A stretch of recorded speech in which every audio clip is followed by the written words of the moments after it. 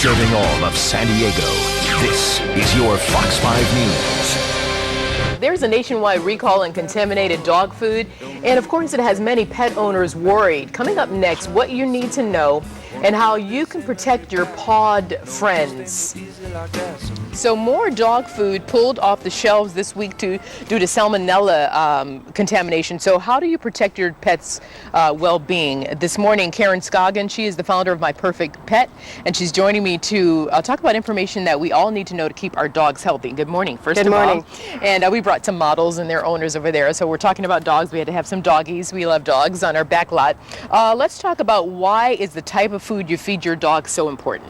Well, there are many choices that pet owners have today with respect to the types of food that they're feeding their pets. Okay. We've all heard that fresh is better. Yeah. Same applies to our pets. Okay. So fresh is always better. Fresh is better. Fresh costs a little more, but you know, the standards are so much stricter for fresh food than they are for some of the processed foods, particularly when you get into pet grade foods or feed grade versus the food that we buy at the grocery store or in the restaurants. Okay, well, to give me an idea, Adam is getting some shots of the various food you brought here. I recognize this stuff. So let's go from here. What's good or bad about this? We'll go from here. So dried food, this is a dried sample of dried and canned. Dried food is the most highly processed, most heavily preserved food there is. Really? Any product that advertises meat as an ingredient but can sit on the shelf for months and months without spoiling, you know, has to be very heavily preserved. Okay, you make a good point. So what about the canned? Same thing? Canned may be less preserved and may have less processing.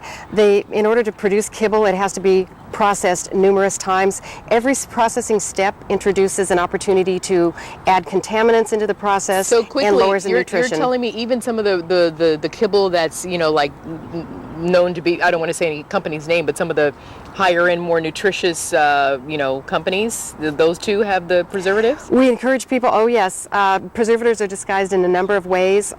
Every kibble has animal fats in it. Animal fats are very highly preserved. So if your food has animal fat, you know it's got preservatives. This right here, you add water to it, right? Correct. This is a dehydrated food.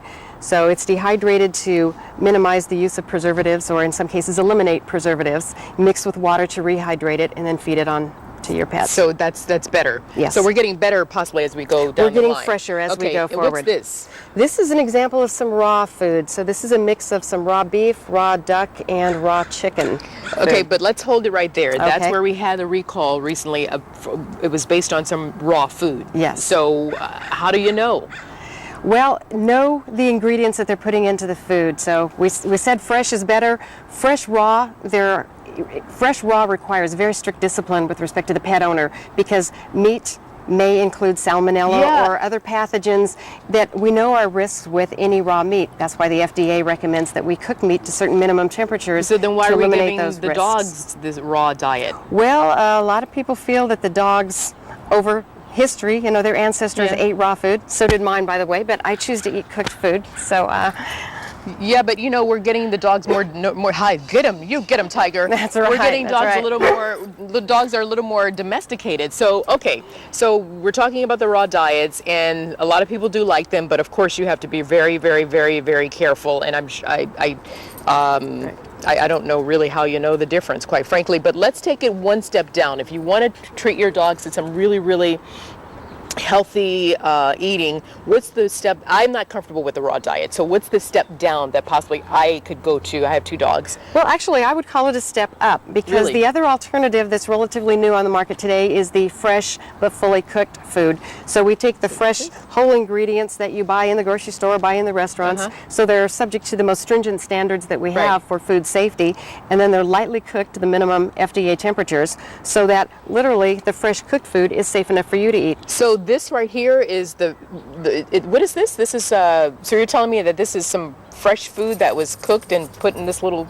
This is an example of MyPerfectPet food, and it's made literally. These are some of the ingredients that we do put in. We put in turkey breast, chicken breast and thigh, yams and sweet potatoes, London broil, lamb, salmon. And obviously there's a shorter shelf life to this because there are no preservatives in it. Right, that's why it must be frozen. So we put it in the freezer so that you don't have to add any preservatives at all. And we get it from your place, My Perfect Pet. We'll put your information on our website, fox5sandiego.com. I'm actually one who cooks regular food that I go to the grocery store that I would buy for myself. I cook it for my kids. My dogs are my kids.